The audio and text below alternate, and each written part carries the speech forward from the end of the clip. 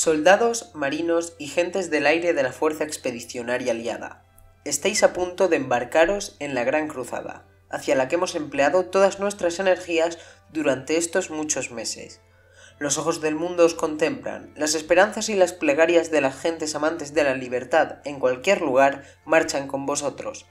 En compañía de nuestros valientes aliados y nuestros hermanos en armas de otros frentes, vais a traer la destrucción de la máquina de guerra alemana, la eliminación de la tiranía nazi sobre los pueblos oprimidos de Europa y la seguridad para nosotros mismos en un mundo libre. Con estas palabras arengaba el general Dwight Eisenhower, comandante supremo de los ejércitos occidentales, a sus tropas antes de desembarcar en Normandía el 6 de junio de 1944. Hoy, 6 de junio de 2021, se cumplen 77 años del mayor desembarco aeronaval de la historia. Esta fue la operación que permitió a los aliados occidentales establecerse de manera contundente en Europa Occidental, abriendo un segundo frente que haría a los alemanes desviar tropas de Oriente a Occidente, liberando a los soviéticos, aunque sea un poco, del gran peso que estaban cargando, llevando la iniciativa de la contienda en Europa. Precisamente con ese objetivo se reunieron Stalin, Churchill y Roosevelt en Teherán en 1943, para debatir y decidir dónde y cuándo se realizaría ese desembarco que abriría el segundo frente en Europa Occidental. La conferencia de Teherán no era importante solo por los temas que trataron en ella, sino que además es que fue la primera conferencia a la que acudieron los tres grandes líderes aliados, porque a la anterior, la que habían tenido en 1942, Roosevelt no pudo acudir. Las posturas de los líderes no es que no fuesen compatibles, es que eran opuestas directamente. Stalin, por su parte, él quería el desembarco cuanto antes posible.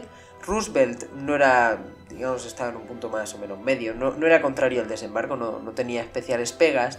Sin embargo, Churchill, en un inicio, porque la conferencia duró varios días, se negó en rotundo. Al menos a nivel personal era comprensible el por qué Churchill se negaba a realizar un desembarco, y es que él en 1915 fue Lord del Almirantazgo y fue el responsable del desembarco de Galípoli durante la Primera Guerra Mundial. Aquella experiencia le marcó profundamente, ya que fue responsable directo del fracaso de aquella operación. Y es que fueron más de 200.000 las bajas que sufrió el contingente británico en la península de los Dardanelos, en Galípoli, y Churchill temía que ocurriese lo mismo desembarcando en Normandía. Finalmente, tras días de negociación, lo lograron convencer y Churchill dijo que la fecha para el desembarco sería en mayo de 1944. Bueno, finalmente erró únicamente por un mes, pero el hecho de dar la fecha, que era lo que le solicitaba sobre todo Stalin, que diese una fecha y que el plan no se retrasase hasta olvidarse, se dio la fecha y finalmente se cumplió además con bastante puntualidad. Con lo dicho, un mes de retraso, pero apenas significó nada, además principalmente porque junto con el desembarco en Normandía luego los soviéticos lanzarían una ofensiva, con lo cual ese pequeño mes que tardaron los aliados en desembarcar les sirvió a los soviéticos para prepararse y atacar más contundentemente.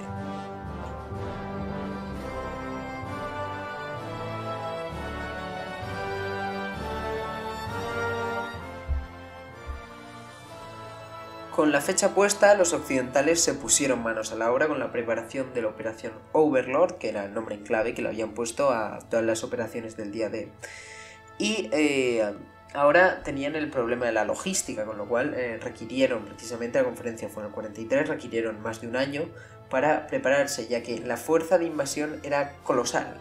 Para empezar, tenían que transportar a los hombres desde Estados Unidos, porque el mayor contingente lo aportaron los estadounidenses, desde América hasta Inglaterra. Eso era relativamente sencillo, porque Inglaterra era una zona pacífica, aunque el Atlántico estaba plagado de submarinos, llevaban grandes flotas de escolta y no era tan peligroso, digamos. El problema estaba precisamente en desembarcar a todos esos hombres, a los más de 3 millones de hombres que estaban en Inglaterra a la altura de 1944 esperando a cruzar el Canal de la Mancha, cruzarlos al continente. Pero para desembarcar todos estos hombres, antes hay que establecer una cabeza de playa y una tarea que tenían los aliados, que era romper el muro atlántico. El muro atlántico era una superestructura defensiva que abarcaba desde España hasta Noruega, siendo una línea de fortificaciones de miles de kilómetros que pretendían evitar un desembarco aliado desde el Océano Atlántico. El muro fue construido tras el desembarco de Dieppe en 1942, el cual fue una completa derrota británica. Esto fue que los británicos, con un contingente principalmente canadiense, desembarcaron directamente en el puerto de Dieppe, intentando tomarlo, retenerlo durante algunos días para extraer información y, sin embargo, la operación fue un rotundo fracaso y en 10 horas ya no quedaba un soldado aliado en Francia, o porque los habían capturado, o porque estaban muertos, o porque ya se habían retirado otra vez a Inglaterra. Esta muralla fue supervisada, su construcción, por Rommel. Lo que pasa es que nunca llegó a terminarse al completo, ya que era un proyecto demasiado ambicioso que requería de demasiados materiales, que el Tercer Reich no poseía o destinaba a otras cosas. Aún así, había muchos puntos de la costa francesa que estaban bien artillados y preparados para la defensa. Estas defensas se componían de grandes cañones navales, búnkeres, nidos de ametralladoras, túneles, trincheras, minas y otras muchas estructuras que fueron construidas para procurar el fracaso de cualquier desembarco. Los aliados decidieron que los puntos del desembarco serían 5 playas de la costa de Normandía, al norte de Francia. Las playas serían nombradas en clave como Juno, Omaha, Sword, Utah y Gold. En Utah y Omaha desembarcaron los estadounidenses, en Gold y Sword los británicos y en Juno los canadienses. En total, 7 divisiones desembarcarían en las playas francesas. Aún así, los aliados tenían que procurarse una victoria lo más rápida posible. Es por ello que llevaron a cabo la Operación Fortitude. Esta operación consistió en uno de los engaños, si no el que más grandes de toda la guerra. Para confundir a los alemanes, los aliados crearon 2 ejércitos fantasma, uno en Escocia y otro al sur de Inglaterra.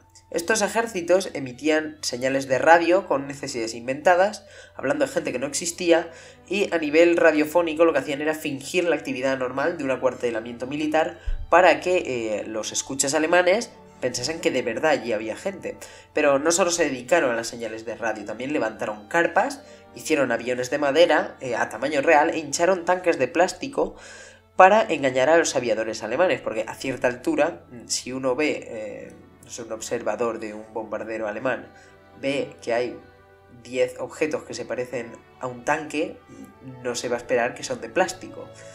Con lo cual daban información y aportaban datos que eran realmente falsos, porque el ejército real estaba al sur de Inglaterra, pero más al sur todavía, y estaba preparándose para desembarcar en Normandía y no en Calais, como finalmente le hicieron creer a Hitler. Calais es la zona más estrecha que hay, es el punto más estrecho entre Inglaterra y el continente, y esa zona fue intensamente bombardeada por la RAF. No solo esa zona, pero otros puntos de Francia también, en parte de Noruega, porque no se quería dar una ubicación exacta, pero especialmente con Calais se cebaron, porque tenía relativamente sencillo que procurasen o intentasen desembarcar en la zona que tienen más cercana. Lo que pasa es que Hitler no era tonto y tanta bomba sobre Calais lo que hizo fue destinar allí la mayor parte de su ejército. Ejército que finalmente no sería trasladado a Normandía el día del desembarco, porque Hitler de verdad pensaba que lo de Normandía que era una especie de simulacro de desembarco a pequeña escala, pero que el gran ataque iba a ser por Calais. Decisión que le costaría a largo plazo, no la guerra, pero por lo menos Francia y la mayoría de Europa Occidental.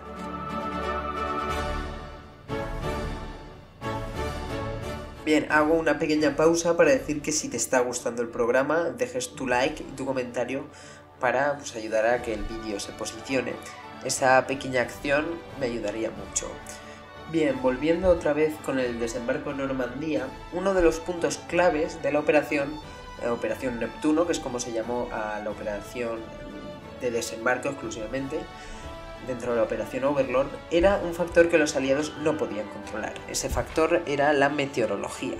Se requería de plenilunio y de marea lo suficientemente alta para sobrepasar la mayoría de obstáculos, de explosivos principalmente, que había situados cerca de la orilla para explotar cualquier tipo de lancha. El tiempo era un tiempo bastante concreto, con muchas características específicas de viento, de humedad y otros factores meteorológicos que los meteorólogos aliados finalmente se decidieron porque el día 5 de junio sería el día idóneo para el desembarco. Lo que ocurre que se retrasó un día porque precisamente el 5 de junio hizo un tiempo horroroso. Bien, el ataque anfibio, aunque se retrasó un día, hubo una serie de soldados que sí entrarían en combate antes que el resto. Alrededor de 1200 aviones salieron de Inglaterra en la madrugada del 6 de junio para lanzar a 3 divisiones aerotransportadas detrás de las líneas alemanas. Estas eran la 82 y la 101 División Aerotransportada estadounidense y la 6ª División Aerotransportada británica. Estos paracaidistas tenían como objetivo desmantelar algunas armas, asegurar algunos puentes y sabotear algunos ferrocarriles y carreteras para favorecer a las tropas desembarcadas y evitar que llegasen refuerzos, al menos evitar que llegasen de manera sencilla refuerzos alemanes a las costas normandas. Bien, por su parte, la resistencia francesa se le dio órdenes de sabotear estaciones de tren, comisarías y demás edificios estratégicos. Con los paracaidistas ya en tierra, por la mañana más de 5.000 bombarderos partieron desde Inglaterra a Normandía para acabar con el máximo número de fortificaciones posibles. Además, la mayoría de estas bombas, como posteriormente se vio en el desembarco, hicieron bien su cometido en la mayoría de playas, ya que aparte de destruir bastantes fortificaciones y desgastar a la guarnición defensora, también explotaron la mayoría de minas que había en las playas, facilitando aún más el desembarco de la infantería en la playa. Si estos 5.000 aviones hubiesen hecho poco ruido, más de casi 100 barcos, 92 concretamente, estuvieron bombardeando las costas desde las 6 menos cuarto hasta las 6:25. Pararían 5 minutos antes de que las primeras tropas tocasen la playa, porque la infantería llegó sobre las 6:30 más o menos a la playa. El bombardeo finalizó 5 minutos antes. Las fuerzas de defensa alemanas estaban comandadas por Friedrich Dollmann, comandante del 7º ejército, que era el encargado de defender Normandía. Gran parte de estas fuerzas eran soldados recién reclutados, generalmente de una edad más mayores que los estadounidenses, canadienses o británicos, ya que el Frente del Este había mermado considerablemente la reserva de población joven del Tercer Reich, o eran directamente tropas del Frente del Este, pero que habían sido destinadas a Normandía a descansar. El propio desembarco varió mucho, la situación dependiendo de la playa. Los primeros en tocar tierra fueron los americanos a las 6:30, quienes desembarcaron en Utah y en Omaha. Utah era una zona poco defendida y la 4ª División de Infantería no tuvo muchas bajas y tomó los búnkeres de manera rápida. Sin embargo, unos kilómetros al este, los americanos fueron masacrados en Omaha. Las largas distancias a recorrer, la marea alta y las fortificaciones, además, sumado a que los defensores eran veteranos del Frente del Este, concretamente los defensores de Omaha eran una división que había regresado de la Unión Soviética una semana antes y tenían los combates bastante más feroces en el este muy recientes, con lo cual su ferocidad efectivamente se vio reflejada en el desembarco, ya que fue la playa más sangrienta y con diferencia. Tuvieron los americanos más de 2.000 bajas en la playa de Omaha, siendo la 1ª División de Infantería y la 29ª las más castigadas del día D, porque fueron las dos encargadas de asaltar los acantilados de Omaha. En Gold, la 1ª División de Infantería británica y la 7ª División acorazada sufrieron también pocas bajas. La marea estuvo muy alta y las lanchas inglesas sobrepasaron los obstáculos con facilidad. Posteriormente llegaron a la playa y no tardaron mucho en adentrarse tierra adentro. En Juno, los canadienses de la 3ª División de Infantería sufrieron la 2ª matanza del día, detrás de la de Omaha, y por mucha diferencia. Aún así, los canadienses fueron capaces de barrer rápidamente a los alemanes y de meterse tierra adentro sin muchas complicaciones. Posteriormente ya se realizaría, realmente de manera simultánea, el desembarco en Sword. Esta fue la 3ª División de Infantería británica la encargada de realizarlo y tampoco tuvo muchas complicaciones. Llegaron, desembarcaron, sufrieron muy pocas bajas y se adentraron varios kilómetros tierra adentro.